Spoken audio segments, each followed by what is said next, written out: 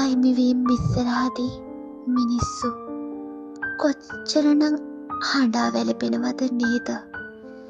ඒත් දන්නවද මම නම් ගොඩක් අඬන්නේ, ගොඩක් දුක් වෙන්නේ හිමිවීම් ඉස්සරහදී. මොකද අයිමිවීම මට මගේ ජීවිතේ ඉස්සරහට යන්න කියා දුන්නා. ජීවිතේ මොකද්ද කියලා මට කියා දුන්නේ හිමිවීම නෙමෙයි, අයිමිවීම. ඒ සමහර විට මම ඉපදෙන මොහොතේ ඉඳන්ම අයිමිවීම මට ලැබුණ නිසා වෙන්නේති. උපතේ ඉඳන්ම හිමිවීමට වඩා අයිමිවීම මම උරුම කරන් ආපු නිසා වෙන්නේති. දන්නවද ඔයා, මට හිමිවීමට වඩා අයිමිවීම ගොඩාක් සුන්දරයි.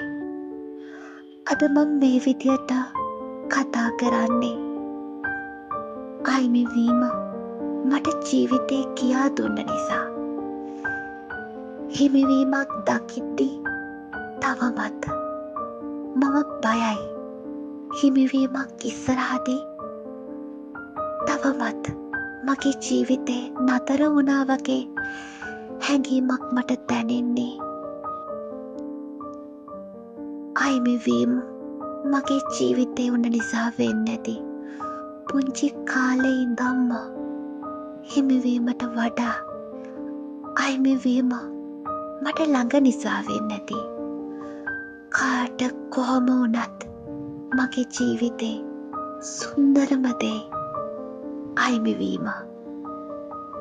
ඒ වගේම මොන විදියට වෙනස් වුණත් මං වැඩිපුරම ලං වෙන්නේ, වැඩිපුරම ආදරය කරන්නේ හිමිවීම් ඉස්සරහදී නෙමෙයි, අයිමිවීම් ඉස්සරහදී.